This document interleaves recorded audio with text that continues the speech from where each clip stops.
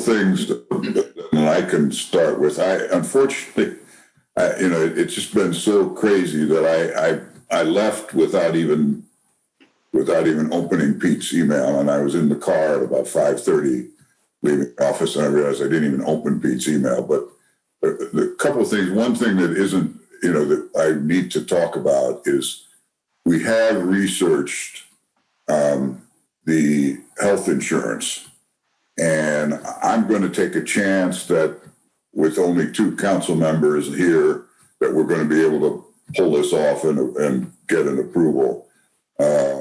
We have found an anthem which will be very satisfactory to our employees because all their records are with Anthem, with a 10.25% reduction. We have to go off. These things kind of stump me still, but we have to go off the godmothered plan that we are on now. But that was a slight increase, and this will save us about $10,000 to $12,000. And my recommendation is that we go forward with that. The only thing that it removes is the vision, and I've asked some of the employees how damning that would be, and that seems to not be a problem. So, saving $10,000 to $12,000 in this time is something that I would like to see us do. They will provide, even though we don't have dental on there, they will provide an employee option for vision and dental. So our employees can still get vision, but they've got to step up and pay for it. It can come out of their paycheck, but that will not be a town expense then. But otherwise, we should save $10,000 to $12,000 a year by taking this new plan. What company are we with now, Bill? Well, we're with Anthem, and we're with First Source is our broker. Mm-hmm. I think Laurel is actually her family company is also with First Source. We've been with so it will continue to be an HSA plan. It will continue to be a high deductible HSA plan, but it will be so the records won't change. So the employees don't have to fill out any new forms, which is very nice. And they will get a 10% reduction also in their premium. Good. So I don't see any downside except that we're off that godmother plan, but there's no guarantee that we wouldn't get a huge increase in that plan too, because we have no control over what, as you all know, over what the health insurance companies charge. Comments? What's the split for the employees, Bill, roughly? Do they pick up a percentage or? Yeah, they pick up, well, it's 20/80, I say. When we talked about over with the HR committee, I had to, because of the ease of calculating. I mean, if you have $1,000 a month premium, I can tell you that you're going to have to come up with $200 and the town will come up with $800. There is also, it's slightly better for them and slightly worse for the town because we do pay an HSA payment also. So we do pay $1,750 for, so if I'm a single employee on there, I pay 20% of the total premium and the town pays 80, but the town also gives me $1,750. So depending on so it probably, if you did the math, it would probably be 18.5, 81.5, but it's. So a heavy user might get burned a little bit, but for the most part, it's pretty fair. Yeah. Yeah. Okay. So And that HSA payment, does that necessitate, do the employees then have to kick some into their HSA, or is that just automatic? No, that's optional. I mean, they do.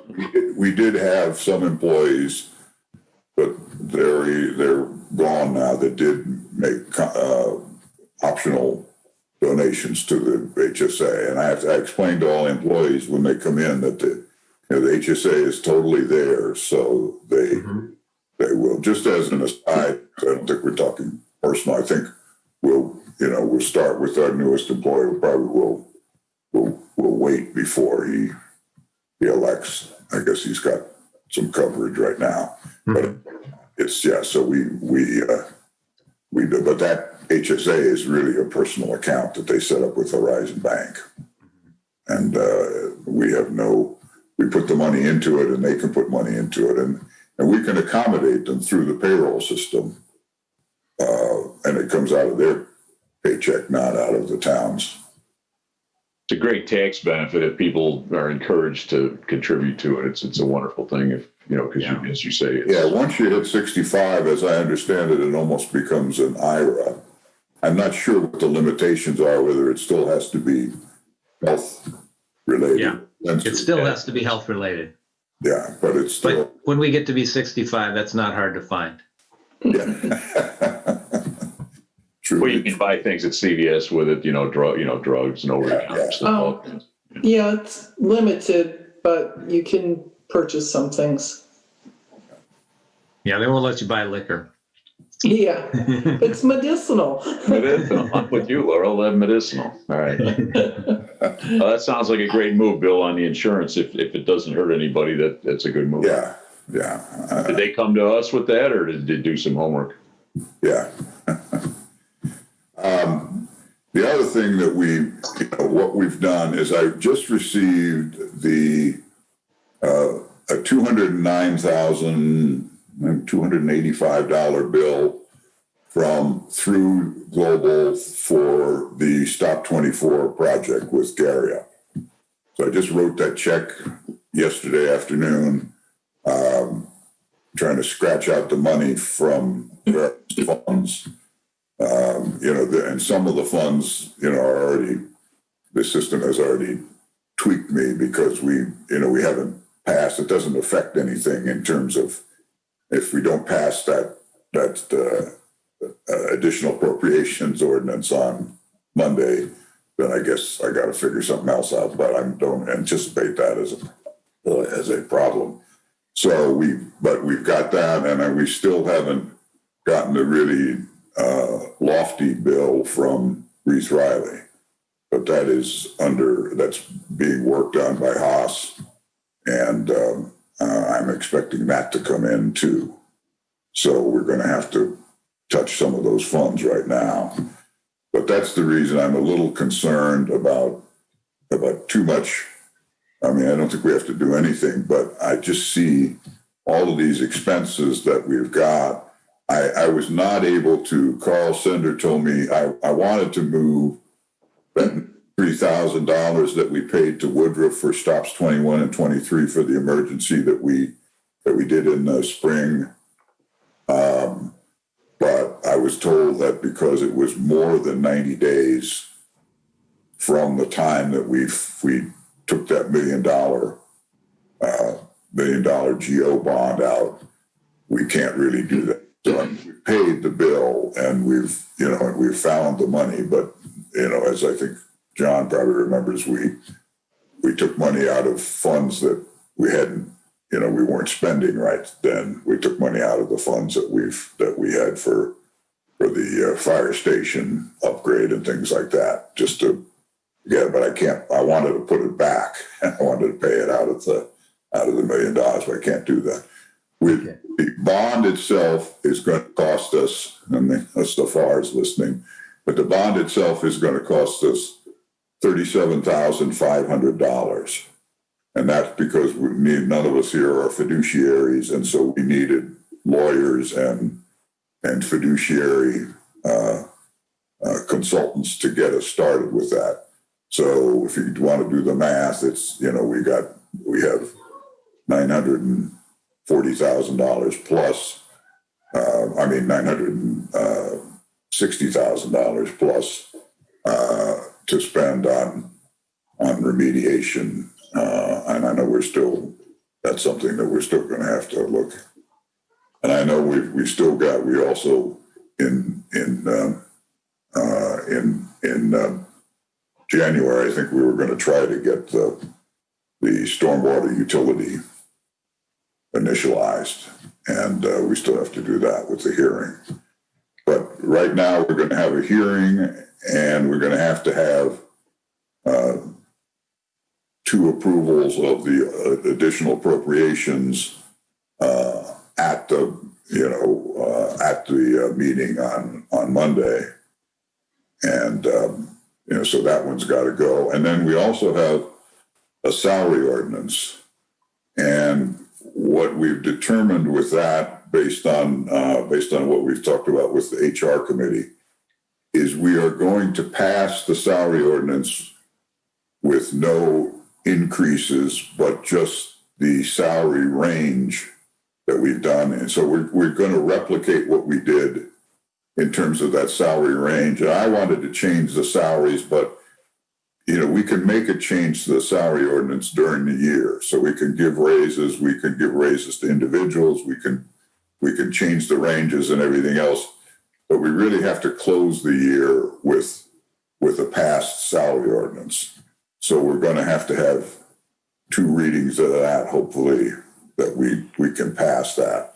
So, but there won't be any changes to the 2020 salary ordinance going forward. We're going to pass it just that without any else. It's just an attached document that goes on the back of the salary ordinance that, and everybody will get copies of that before the meeting.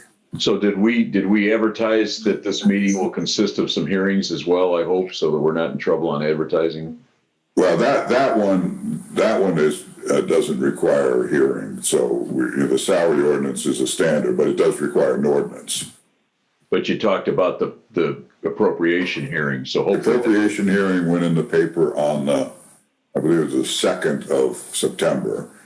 The big thing that we're going to have to do is, and Carl Sender tells me we don't have to do it, the thing that's a little touchy is I've already sent a copy of the announcement to the, I've sent a copy of the announcement to Sender, but we have one day.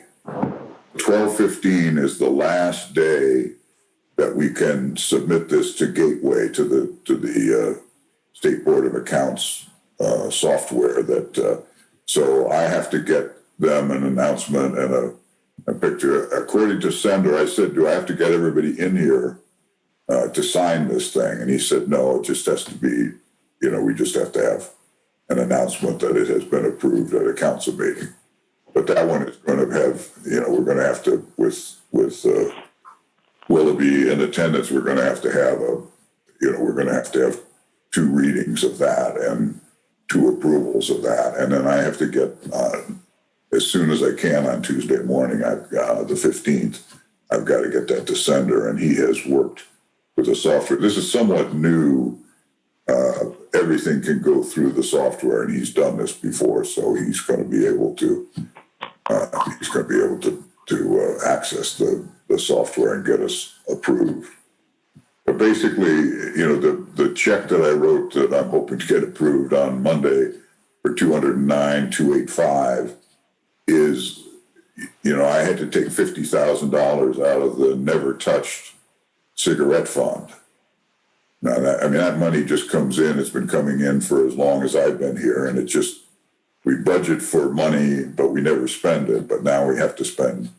It's got about $56,000 in it, and we have to spend 50 of it to catch up to the 209.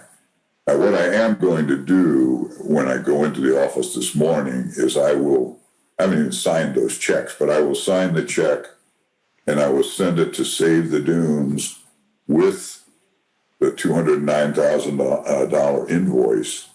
So they apparently Save the Dunes is our front person for the coastal grants. So I don't expect to get the $100,000, but we have a 1-for-1 grant up to $100,000. So that should justify, unless there's a glitch, that should justify the $100,000 coming. But I'm sure it won't come until, if we're lucky, first quarter. So the 209,000 is coming out of our account. Yep.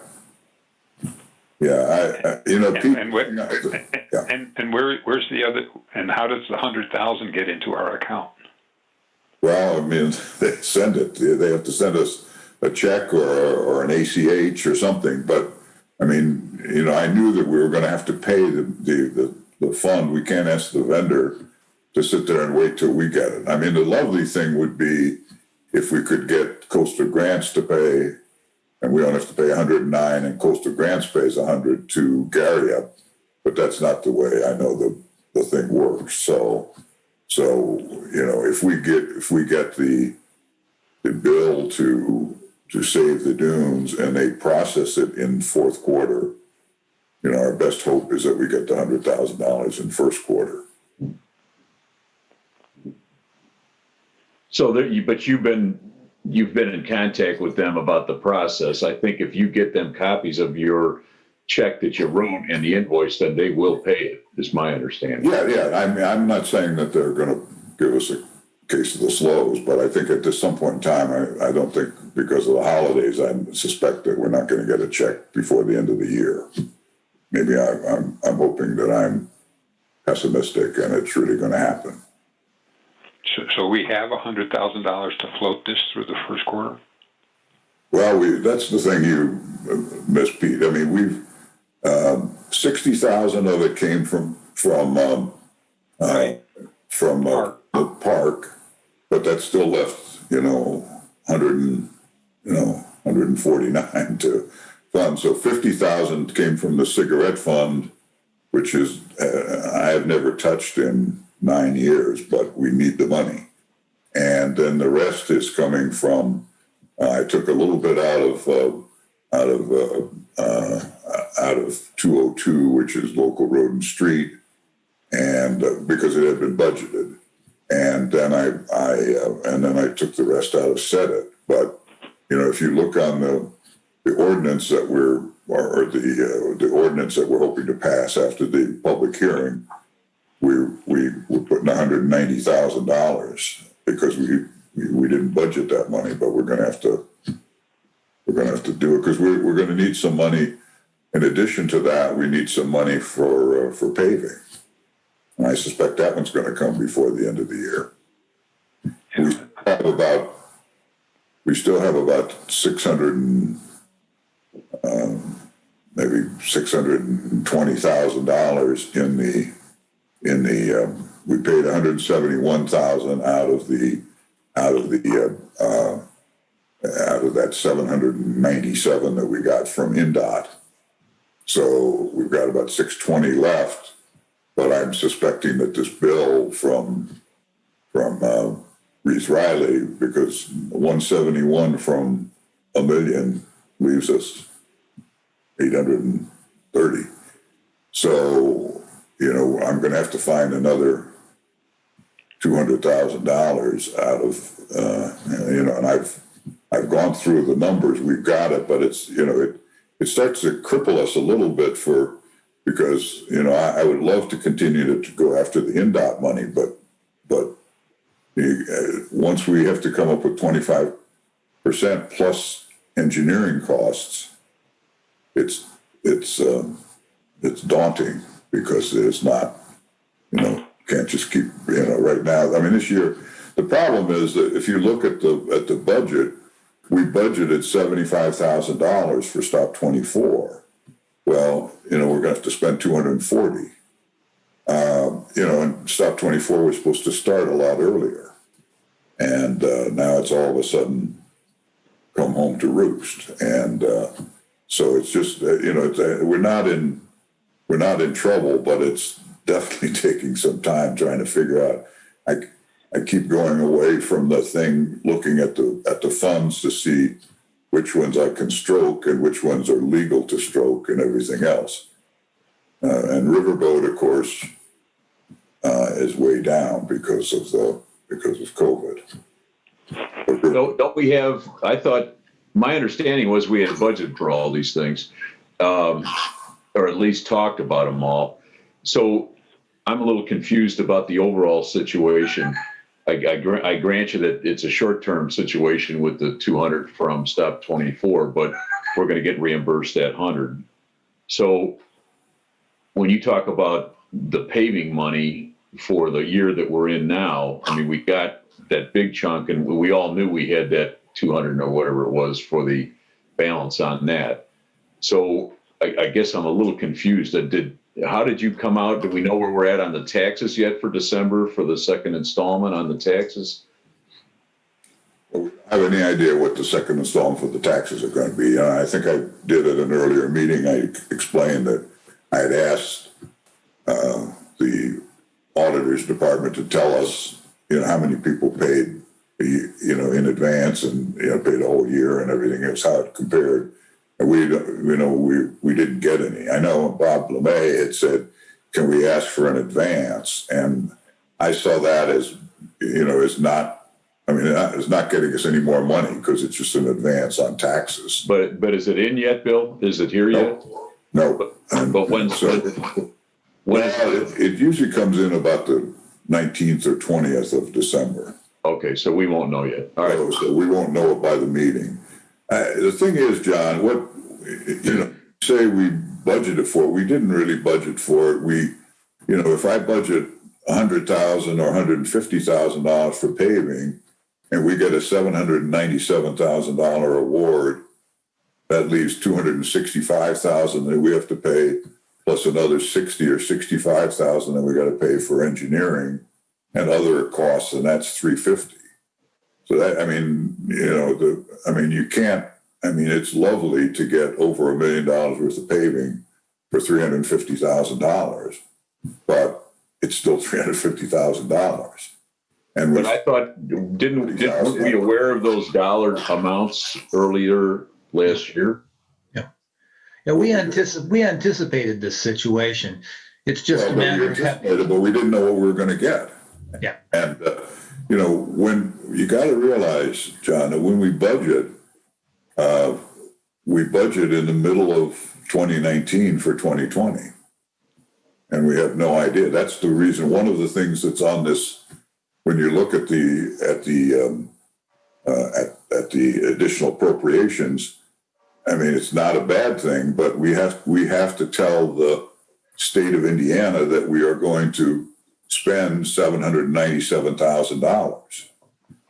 And, and that's because we got it in, but I keep it in a separate fund, but we have to identify that as money that we didn't budget for because we had no idea how much we were going to get. So, and I just don't think you can budget for that in the future saying, I don't know whether that would hurt us with the INDOT if we budgeted because we know that they're going to give us $600,000 because of our pretty faces there. We have to assume the best, and we have to look at what we've got when we submit that. But we got to realize if we ask for 600, we better have 225 in the kitty. And I get the general principles, but shouldn't this group be aware of the exact numbers where we sit, so that when we talk about these things, we know precisely where we're at, so that if we make a decision to say, like right now, we have told Haas that we're going to ask him to proceed with the community grant application for 2021. So we don't have to accept it. We can stop it at any point. But right now, we're proceeding with that. If we could tell me what we're going to get. Bill, hold on a second, will you? So somewhere along the line, when we meet as this group, we should have a pie chart or a rough idea of what we have in, I'm going to say the wrong word here, surplus, but available funds for these things that we're reaching for, right? I understand your general description of the principles of things, but I think we need to be a little tighter than that when we make these decisions. If we know we're not able to come up with 300 to get 700, then we ought to know that now rather than waiting. We can project. I understand what you're saying. We don't know precisely what we're getting from them until we get the award, but we need to anticipate something so that we can plan, right?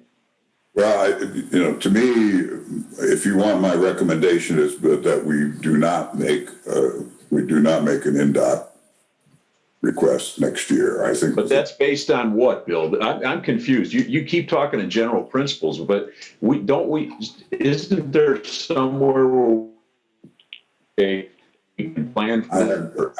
I have no idea what we're. Some- In the past, we knew what we were getting. I mean, I think I told you I was excited about the fact that we got 90.2% of receipts in May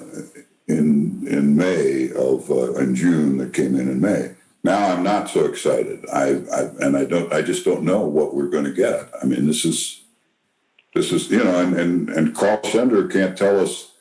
We've been getting our full SEDIT and our full CADGET, which is a little over $30,000. CADGET goes into the general fund, SEDIT goes into the SEDIT fund 411, and that's been 16 and 14 consistently, even with the bad economy and everything else. But he can't project what we're going to have going forward. So you say we're talking in general terms.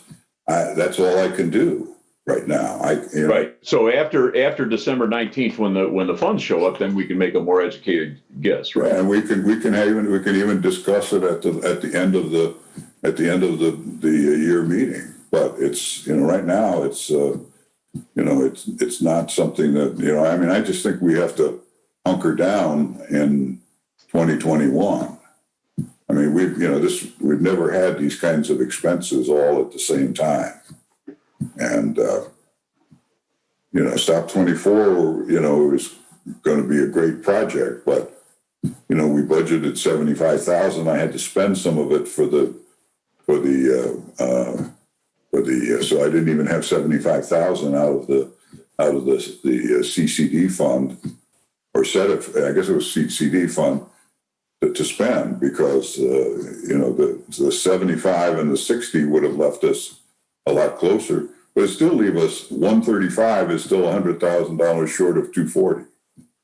I understand those we're down in the weeds with those numbers, but where are we at in general? Like, what's our cash reserves, and where are we at in terms of budget on all the other accounts?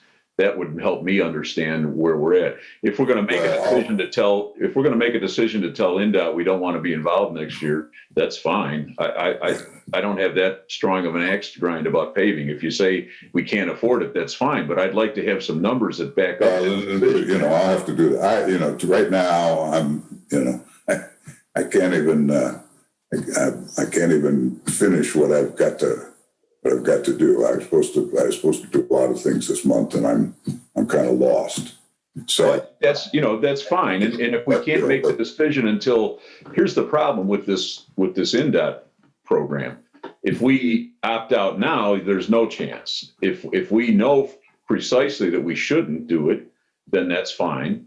But if we don't really know, then we can let the wheel keep turning until the first quarter, when we know better where we're at financially, and then we can decide whether we actually, finalize the process. But I hate to miss out if it turns out that we get some reasonable collections in December and we feel like we're okay, then it'd be kind of foolish to have not allowed, because they have deadlines. If we don't do this by the end of the year, at least tell them we're interested, then we miss the boat. So I'd hate to miss the boat with less information than we need to make an intelligent decision about. Well, we don't have enough information until well, that's fine. 2019 there, You're suggesting that we make the decision now based on what I think is not quite enough information. Well, you asked me for my opinion, and my opinion is that we should take a pass. Your opinion is not, that we shouldn't, and that's fine. But, just because I see this as an expense that is going to, I think,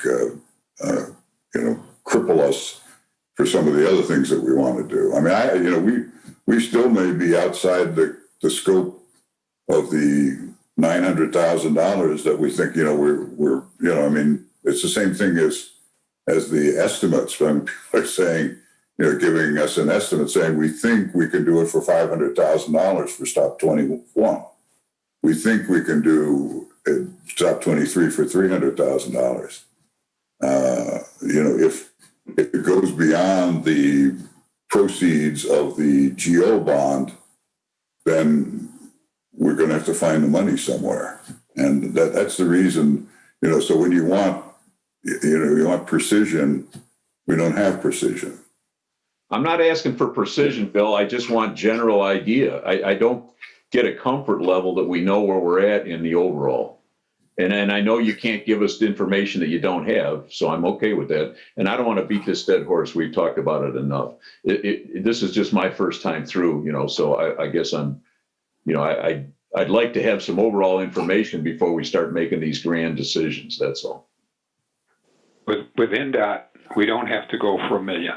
I mean, you don't have to go for the full boat. The only expense we would be incurring that we'd be committed to would be the fees for Haas to do whatever kind of legwork they have to do to get it set up.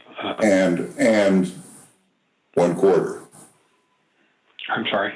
No, Bill, what he's saying is we're not committed at the point where we say to Haas, spend some thousands of dollars to do the application. We're not committed to spending anything on the actual paving project. That's what Pete's trying to tell you.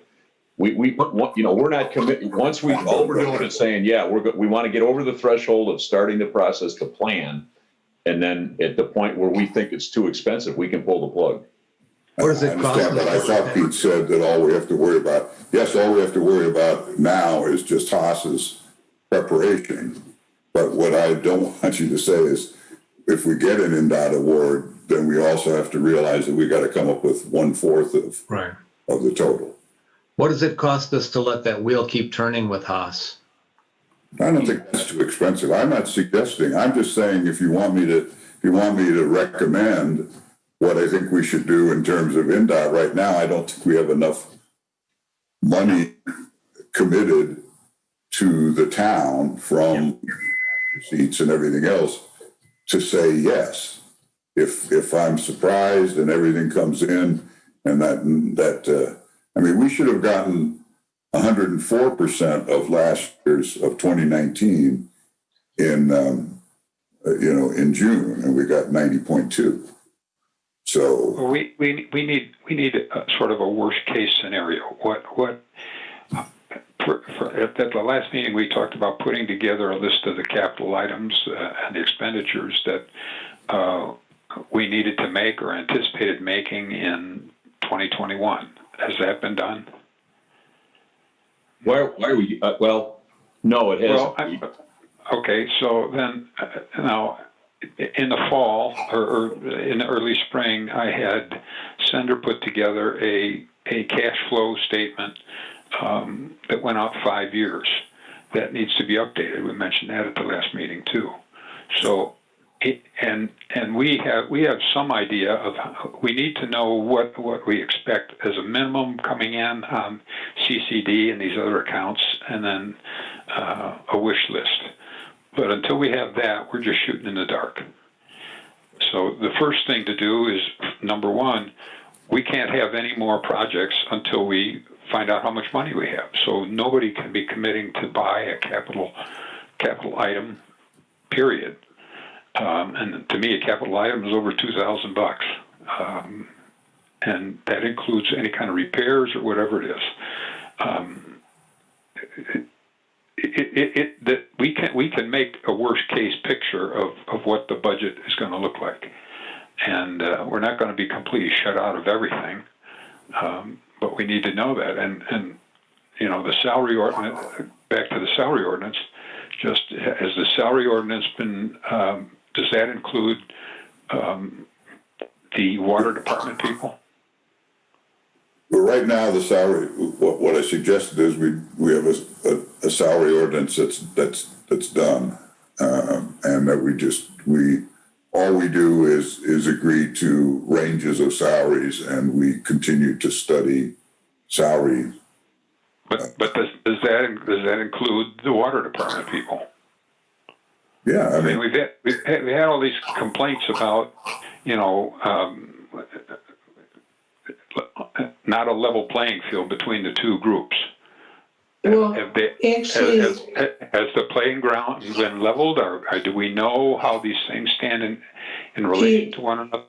Pete, in all the years that I've been on the water board, we would always follow whatever the town did.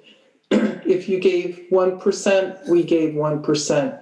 We always felt that that was fair to do it that way. I'm So not we- worried about. I'm not worried about the 1%. I'm worried about the situation that we had when Ron passed away, and we hired another person who caused some friction because their salary level was considerably different than the outgoing and all that kind of stuff. Has that been resolved?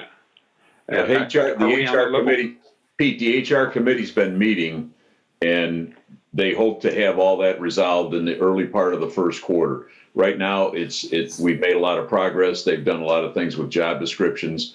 We've already authorized a salary study as soon as we get all the details put together, so that we'll have a better feel for that. And we will include the water department analysis as well. So that we're well down the road with that. We haven't finished the process partly because of COVID. It took us a little longer, but you know, we hope to have done all that by July. That was the promise, but we're sitting here in December, and we hope to do something the first part of the first quarter. Mary Lou's been working, and Mike Conasec and Bill and the rest of them have been assembling information, and we hope to have that situation put to bed shortly after the first of the year. Sure, but what we need to know is what do people need to spend, and we need to put a clamp on anything until we understand what the budget situation is. And the key to the budget situation is the cash flow analysis that Senator put together and can be done again. I mean, all it has to do is be updated with new assumptions, and then John, you get to see where the monies are going, and that. I sent that out to everybody. I can send it again, but it needs to be updated. We got that last year around this time, didn't we? I don't remember the exact date, but it's easy. It'd be easy to update, and Senator's got the qualifications to do it for sure. But you're right, John. I mean, we just don't know. We don't know here. One of the issues with the Reese Riley grant. And I'll ask Bill a question. Do we have, including the monies that we're getting, have we paid Haas his fees, his total fees? Most of them, yeah.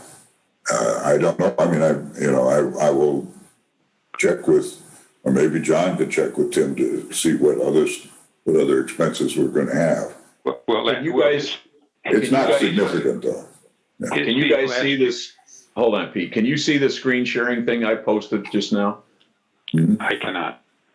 Bill, can you see it? Bob, Yes. can you see it? Yeah, I got it.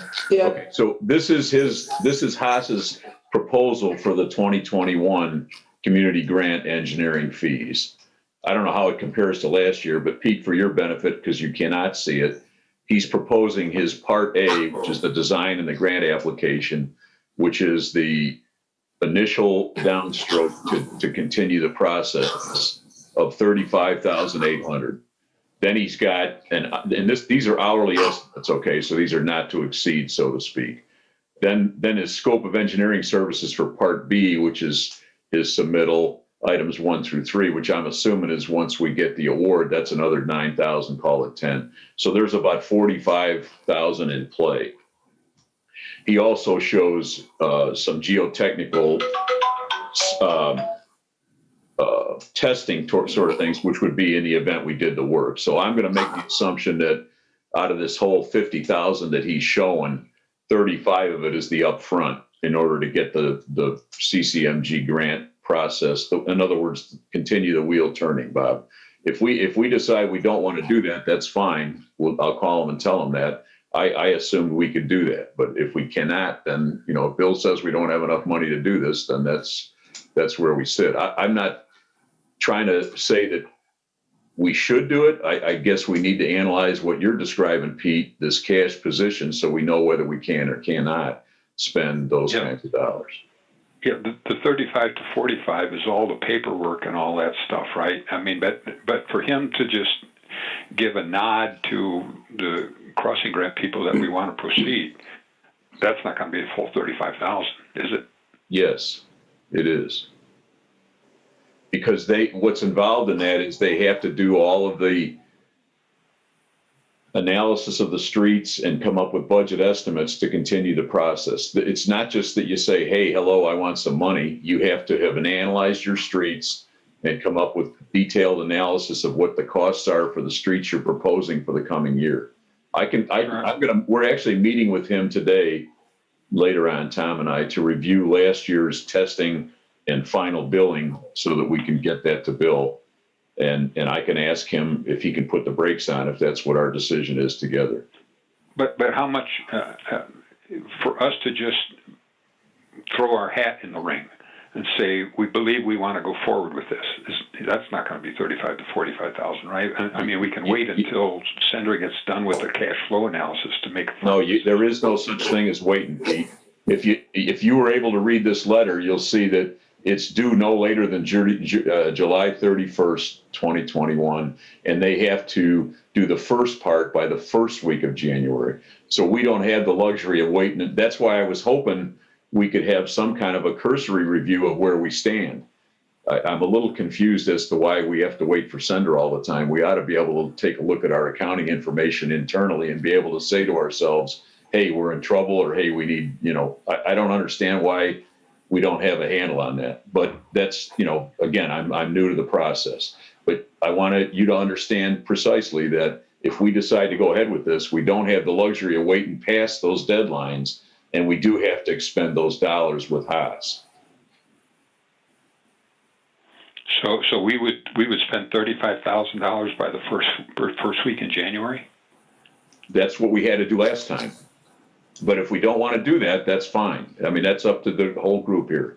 I'm not trying to drive this train alone. I want to, exchange this information with everybody, and then we make a decision. Isn't there a second, a second choice? Don't we have an NDOT choice at the middle of the year also? I don't know, Bill. That's just like that's one thing I'd like you to ask Tim, because that's, to me, that's the more sensible way to go, because I just think, we're talking about stuff that I can't answer. I do know that, we've already, one of the things that we did agree to and the council agreed to, and I thought it was a great idea, is we've just agreed to spend $100,000 for a front end loader. And I think it was a fine decision to be made, but we got to start paying. We got great interest rates and everything else, but starting in December of 2021, for the next 5 years, we got to come up with $20,000. And that's $20,000. And I haven't looked at where we're going to be able to take that money, but that's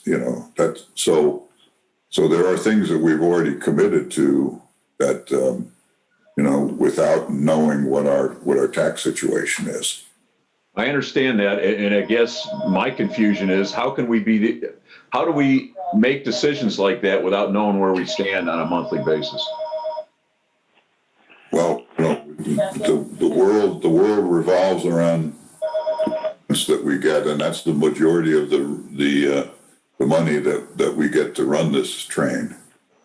And I don't have any idea what's going to come in about a week and a half. I understand that general sense, but in terms of where we stand, this is December now. Don't we have enough information to know what we've spent this year and where we stand with cash balances on our own? Yeah, I mean, I could send you that, but the point is that we're drawing down funds. I'm drawing down Riverboat. I'm drawing down Set It. I'm drawing down Cigarette Fund. I'm drawing down CCD, and because we need that money. I mean, I'll send you, where we are, but we still have another $800,000 to spend with Reese Riley, and so it's we're not going to run out of money, but I don't feel that we've got a lot of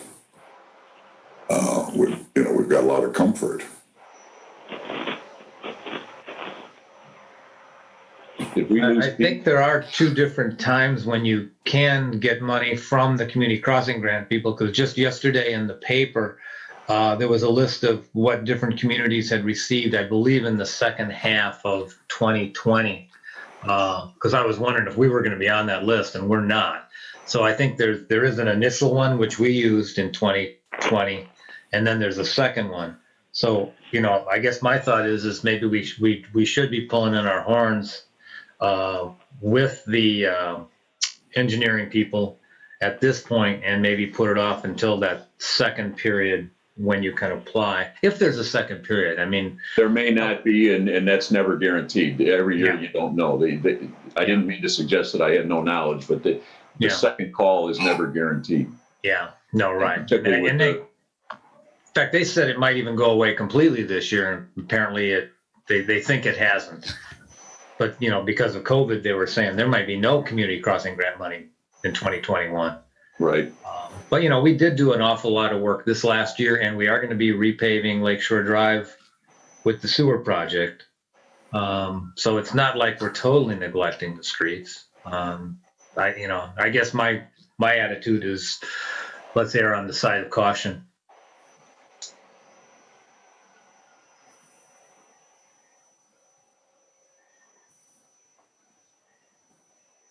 I guess I just feel like you ought to have some numbers to make those decisions based on. But if we're going to just do it based on all this conjecture, I guess that's fine. Okay.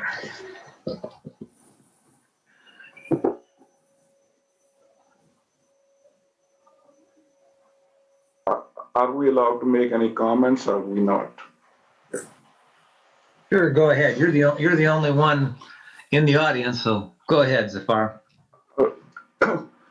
I think with all due respect to everybody, how can we have the budget committee meeting without the proper budget in front of you? I apologize if I mean, I'm a businessman. Some of you are businessmen. You have always numbers in front of you. What you have spent it up to now, what you plan to spend, what is actual, what is not actual, and estimated numbers.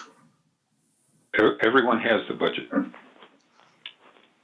The problem. Yeah, but I think we have no idea. The problem that exists now is not with the budget. The problem that exists is with these extraneous items that have turned up or not turned up. And when the budget was, I know, but with all due respect, but how can these items can come out without the proper budget approval? That's the process of the proper budget approval, is that you review this budget every month and look at what exactly we have up to date, what we expecting more revenue, and what we expecting more expenses. And that should be approved in each budget committee meeting. Not after the facts, we come back and saying, oh, we estimated 75,000, now it's a 200,000. I think no business can survive, or even a community cannot survive. I'm shocked that we are discussing things which we have not discussed before, and we are discussing after the facts. And also, I think, with all due respect to Bill, we can estimate the revenue. You know what exactly the property tax was last year or year before, and you also know how much percentage increase in the property tax, what you have received, and what estimated balance of that you will receive. You will be within a, very 2-3% of the estimate. It should not be that difficult, really.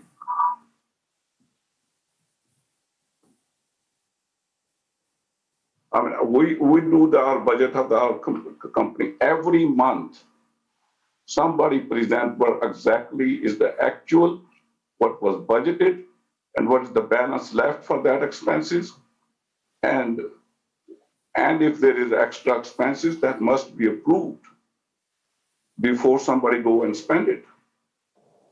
That should be the procedure.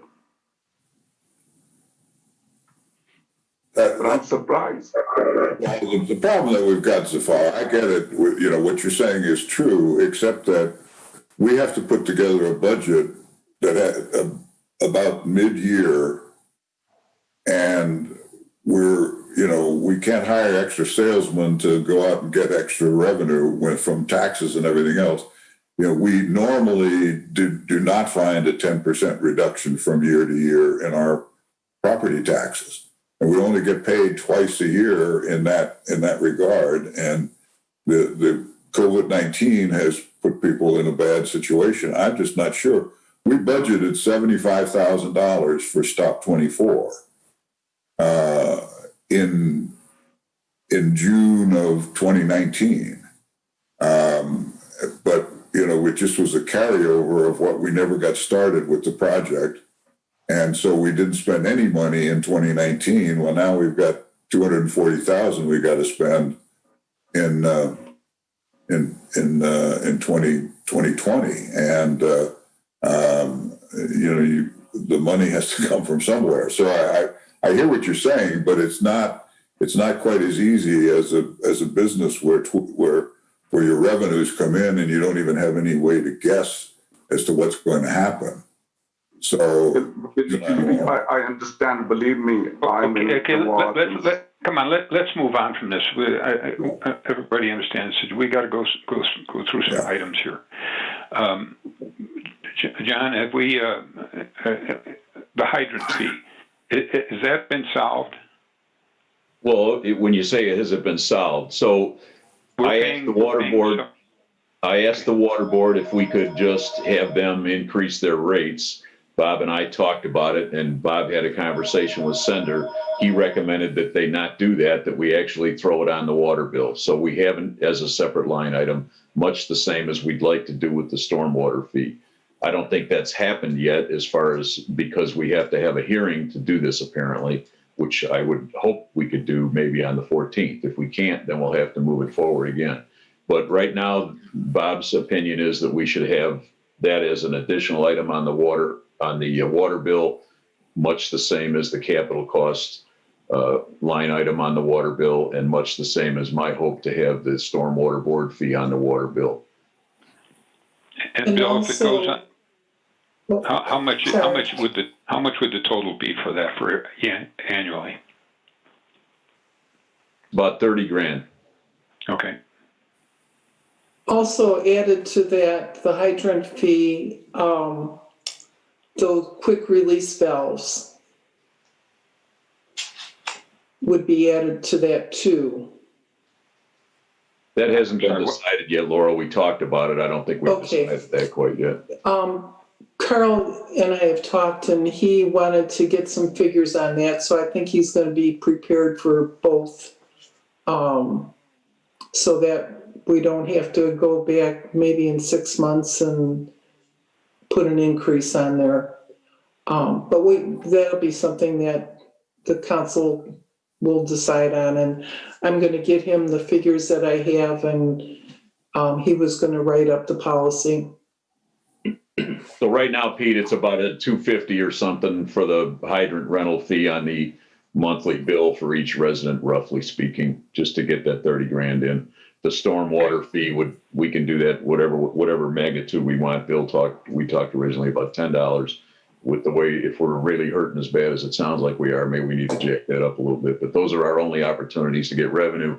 And if we're in trouble on revenue, then we got to get it up a little bit. So maybe we go 15 on the stormwater and go 2 or 3 or something, or 4 on the water. Is it reasonable to get Chris to do that at this next town council meeting, to have that hearing? We can't do that at this week. It's got to be January. You can't have a hearing without a notice. Okay, and it's too late for the notice. Okay, so we need to do that in January. Yeah. Okay. Okay. Do we have any updates on stops 21, 23, and 29? I can talk about that. Stop 21, Woodard's busy working down there. We're trying to finalize. We're actually right at the cusp of finalizing the agreement with Stop 21 Club.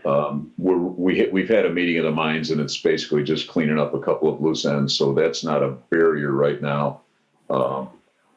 So Woodruff's feverishly working down there. We had to throw some more temporary work in because this process is aggravatingly long to get the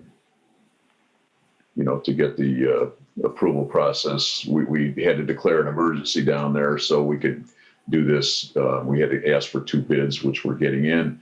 But at any rate, I think it's going to be less than that 500, I hope, right now for the Stop 21 work. The Stop 23 estimate is not in yet because the engineering had to be changed one more time. As far as the Stop 29 work, we're still in the process of negotiating with those individuals on their permit, the private individuals, and then there'll be some negotiation relative to what we do as a town up at Stop 29. If you want, I can share something with you relative to that. I don't know how much down you want to get down in the weeds, Pete, but essentially, let me show you a picture. Sorry, John, I'm not on. I'm on the phone. Right. For the benefit of everybody else, I'll show you a picture if I can get it up here.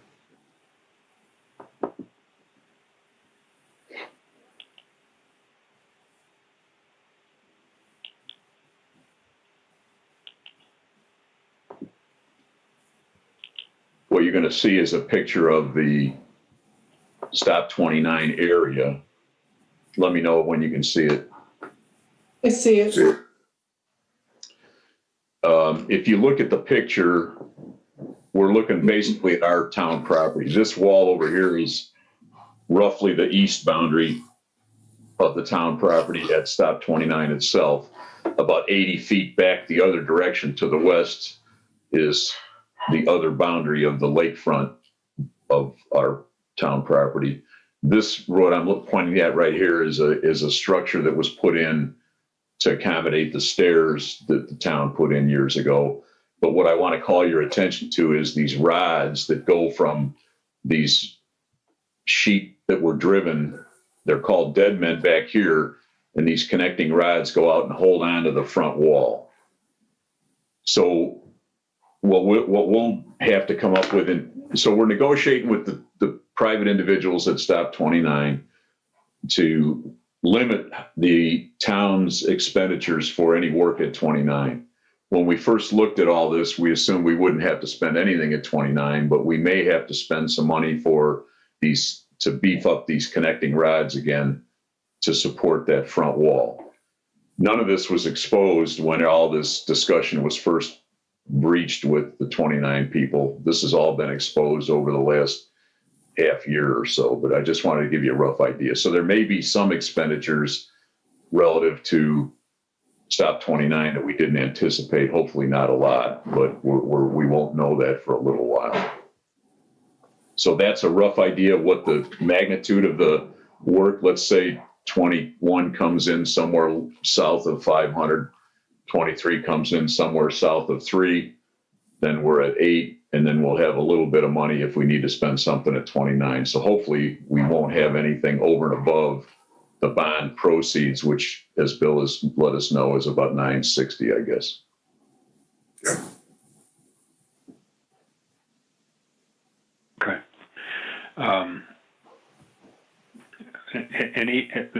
Have we incurred any other unusual expenses during the past month? Last month we talked about the overhead door for the fire department, $1,600. Yeah. Anything else? No. Okay, I suggest once again that, at your meeting, whenever you have it, that a capital limit be placed on any expenditures between now and June 1st, as far as I'm concerned, but that's up to you guys. Okay, how about sewers? Where are we at? Where do we stand on sewers? The sanitary sewers? The Lakeshore Drive project? Yes. My understanding is we're still waiting to hear from Michigan City is still waiting to hear from the SRF people about whether it's been approved. I don't know that that's happened yet. Once that happens, then the final engineering occurs. That's a months with an S long process that will get us into spring. And then the bids would probably go out sometime spring. with the anticipation that the work would start after Labor Day because we don't want to tear up Lakeshore Drive during the season, the summer season. So that time frame is somewhere probably in the fall of 2021 to start construction if all goes well. There's no there's no budgetary implications for our town as of right now on that project. There was some hope, just anecdotally, there was some hope, I think, if we did do an application for CCMG, there was a hope that possibly that we could reduce our exposure for the capital costs through the SRF funding by virtue of getting CCMG monies to do the Lakeshore Drive paving. But I think as this ballet unfolds, we don't want to count on that right now, but that could come to pass, which would help on Lakeshore Drive capital costs. Is there any indication that the SRF funding is not going to be available? I don't think there's any way to know that, Pete. I don't have any knowledge. I can ask Haas today when we meet with him. I don't know that he'll have any knowledge of that either. I don't think there's any indication that it wouldn't, but we don't know. I mean, there is a gotcha if it does not go through, and that is that we're on the hook for any kind of expenditures that we've made for engineering through Haas that are currently being picked up by the Michigan City. But if SRF funding does not go through, then we're on the hook for that stuff. That's correct. And that's, pretty hefty stuff. As far as my last tally was, it was about $110,000 or something like that. It may have gone up. Okay. Bob, the building code stuff, the fines and fees, do we have an update on where that stands? Yeah, I talked to Chris about that yesterday, I believe. Chris got COVID, so that slowed things down. I guess there's a lot of COVID going around his office and the courts. But he is farming that work out to the people in his office who are able to do some of that stuff. So my anticipation, it's going to proceed forward. We've had continued issues, as you know, I think, with Mr. Perry. He's not fixed his violations down there. In fact, he erected a flagpole on town property. I informed Chris of that yesterday. So it's proceeding. Of course, it's not proceeding as fast as any of us would like. Well, I'll talk to you later about that. Maybe Okay. There's an alternative. One quick comment. One quick comment on some of those legal issues.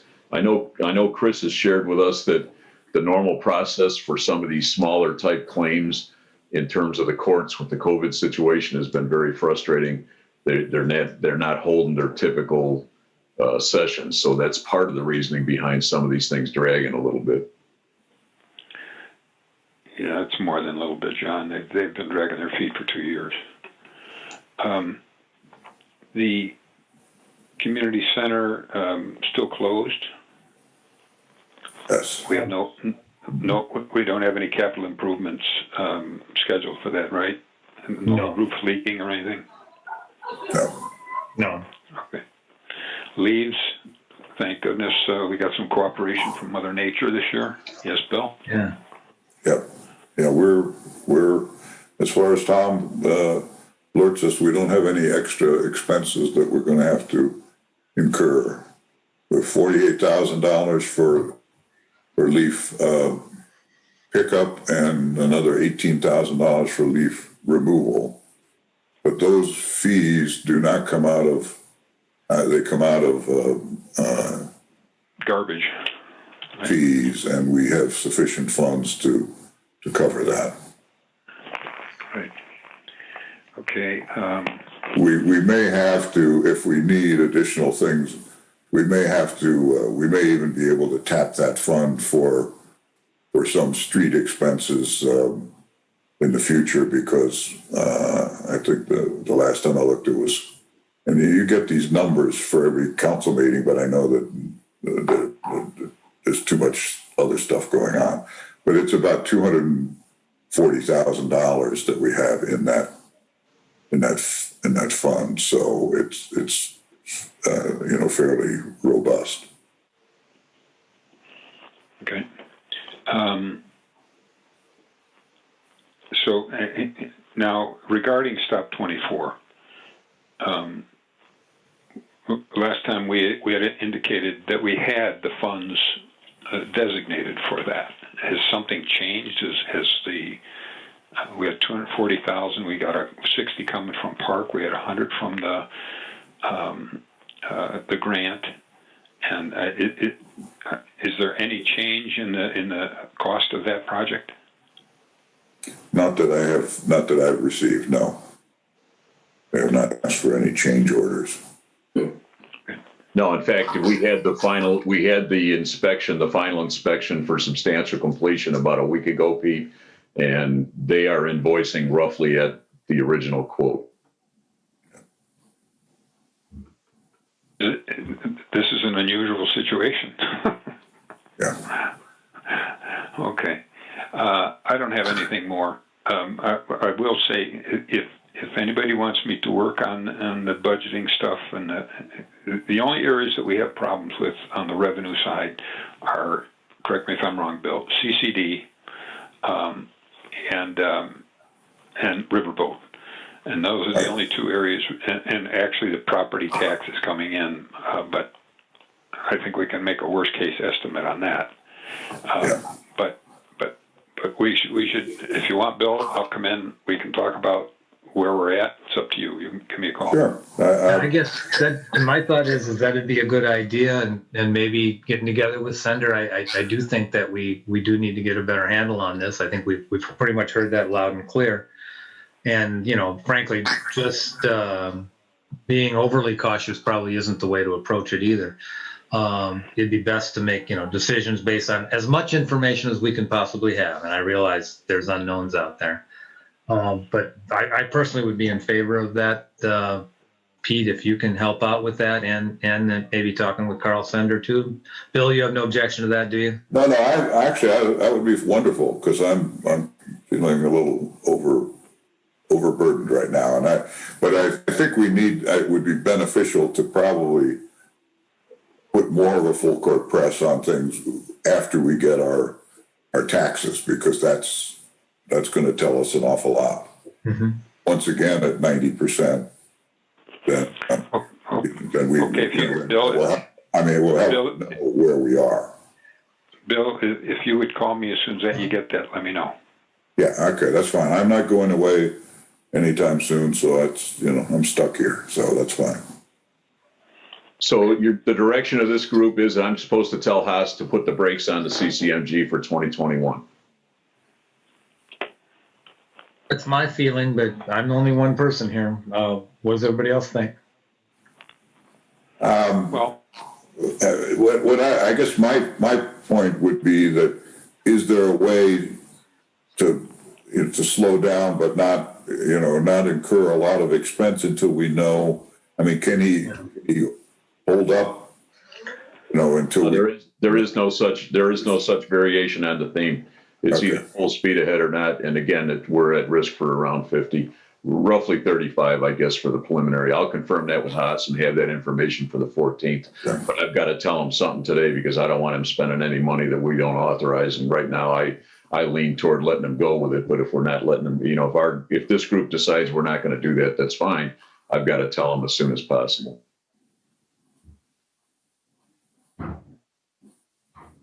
Pete, Laurel? I don't have anything more. How about an opinion for Haas? I guess the question I would ask him is, how much does he have to spend, and when does he have to spend it to keep our head in the ring? Well, Pete, he's given us a letter that specifically states that. I know you couldn't see it there with your phone deal, but it's that tab I put up on the sharing of the screen is precisely what he's going to need to spend. That's around 35 right now, and another 15. I'd say no. I assume he spent some money already, because we did give him an authorization to go ahead, right? I did, but I guess. I think we did that in an earlier meeting. I think we and I thought it was a good idea to go ahead. I guess maybe I didn't know what the numbers were, but yeah. Yeah, we did not, Bill, in deference to you, I agree. We did not have those numbers until that December 7th letter from Haas. I will tell them whatever this group decides, but I think we ought to have a motion and a vote on it or something. So I move not to do it. I'll second that. Any other discussion? In view of the fact nobody else is running this meeting, all in favor, say aye. Aye. Aye. I had 3 in favor. Bill, were you an aye? Yeah, I'm in. Okay. And all opposed? Me. Okay. All right. So it sounds like it's 4 to 1. Okay. Got it. And All right. I'll direct him to stop all work on the CCMG for 2021. And just remember now, this COVID stuff is going to carry over into next year. So whatever bad news we get in December, we're going to see the same thing at least through the first half of next year. I thought Senator told us that the major implications would be in 2022, that 2021 would not be dramatically affected. It was going to be 2022. Well, there may be a timing issue or something like that with it that I'm not aware of, but it's certainly going to impact Riverboat Fund, probably more than anything. And so whatever it is, it's going to linger, and we just have to be aware of that. So I'll be checking with Senator after the 19th when Bill gets the money. Yeah. Okay, thanks, everybody. All right, Okay. everybody. See ya. Okay.